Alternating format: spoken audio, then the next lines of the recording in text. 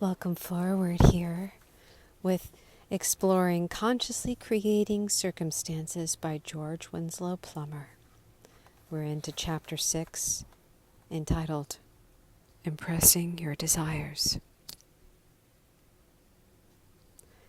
We will assume that a desire has taken shape in your mind due to the absence of something in your life or environment that must be supplied to complete your happiness or welfare.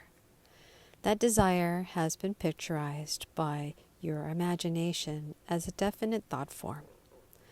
All that has taken place in your objective mind. Your next step is to impress this thought form upon your subjective mind, for there the real work begins.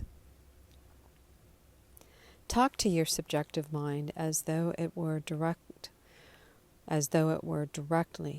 to an individual. Some people find it helpful to direct their speech towards the solar plexus, for the reason that the solar plexus, or center of your subjective mind, is the individual's link with the universal mind. To us, the most important thing in the outside universe is the sun, giver of life, center of our system. That is why the solar plexus is very aptly named. Some call the solar plexus the abdominal brain, for it represents the seed of activities that go on independently of the conscious brain. When you speak to your subjective mind, you may do some mentality if you prefer, or if audible speech would be disconcerting to others, but if possible, do so audibly to assist in crystallizing your thought form.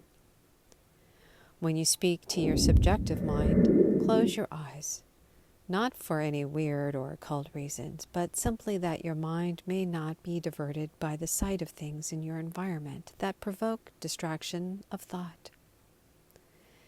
In the darkness of closed eyes, try to feel that which you cannot see, namely the subtle body of the universal mind flowing through your organism. Realize the truth of this scriptural statement that, quote, in him we live and move and have our being, end of quote. For it is a basic scientific fact.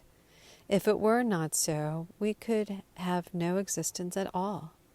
If you do not bring yourself at first to this definite feeling, at least bring yourself to the state of mind in which you accept it as an unseen, unfelt, but incontrovertible truth.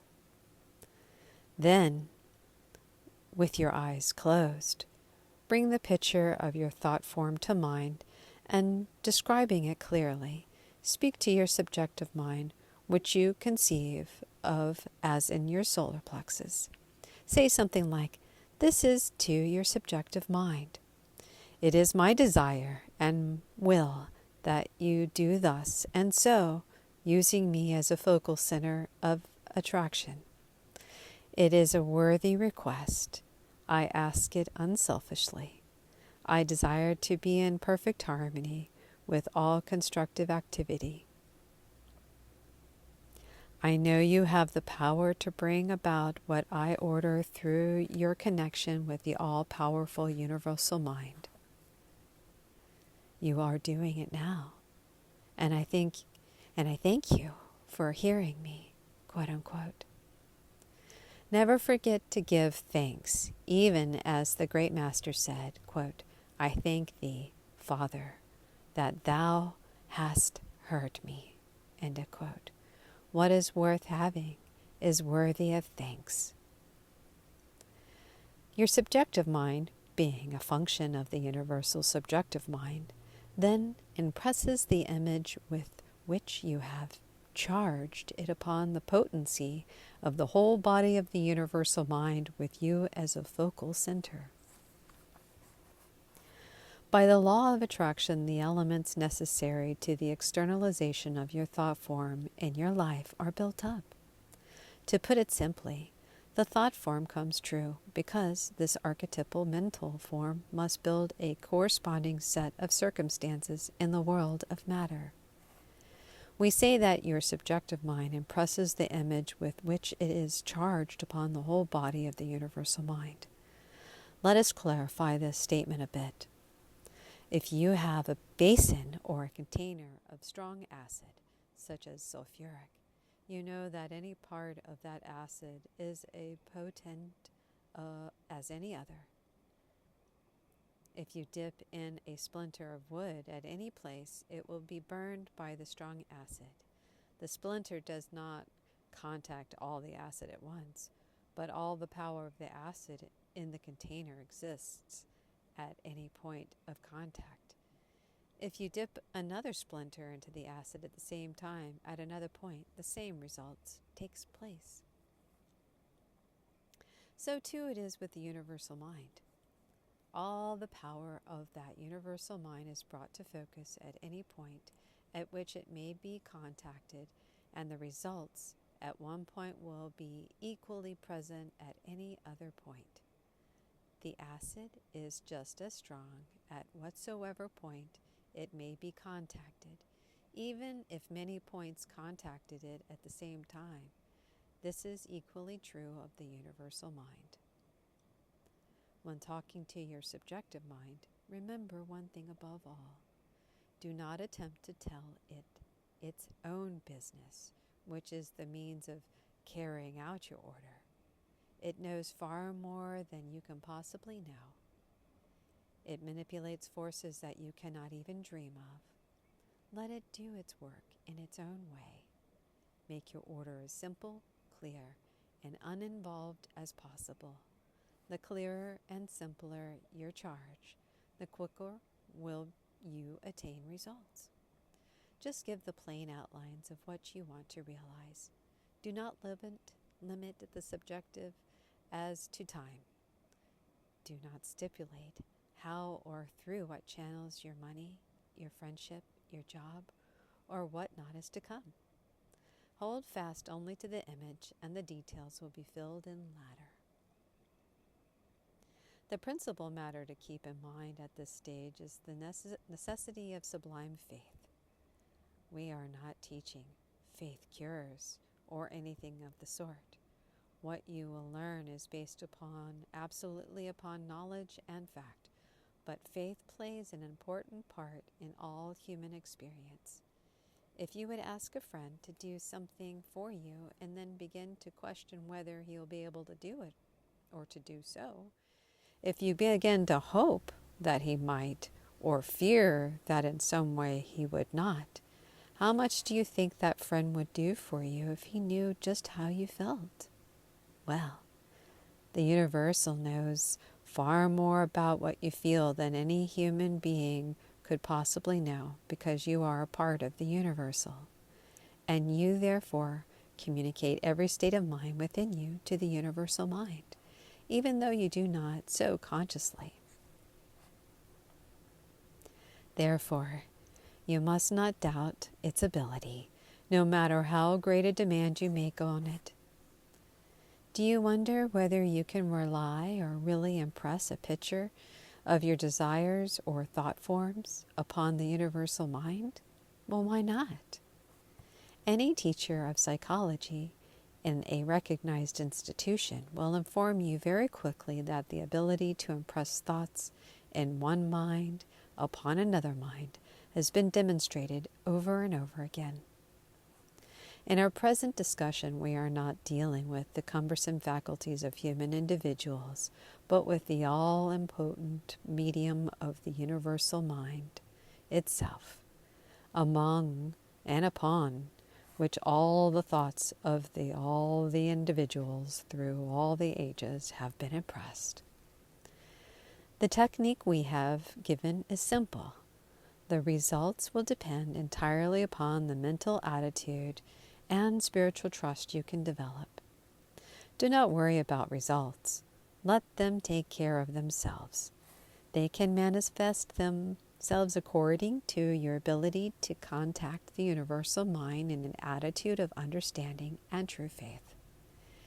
If you must have faith in your fellow man in order to draw from him the best that he is in him, how much more should you have faith in the unseen power that is Father to us all? Let us see if we can make all this more practical by example. This, to my personal knowledge, was actually accomplished by what we have been talking about, consciously creating circumstances. A man wanted to sell a house. This was in the midst of our late lamented depression, perhaps not so late. Naturally, his chances of selling the house seemed slim by ordinary standards. Houses were not being bought. This man knew he was up against it, yet he had to sell the house. What did he do? First of all, he did what he could with his objective mind. He placed the house in the hands of 3 brokers. So much anyone would have done. But this person did a great deal more. He built up a complete picture of the house already being sold. Notice, not the details of selling it, or the kind of people who would buy it, but a picture of the thing accomplished, of himself packing up, seeing the moving vans come, and loading up and driving away, and then driving away in his own car and waving goodbye to the house for the last time. He thought of all this as already a fact in the mental plane.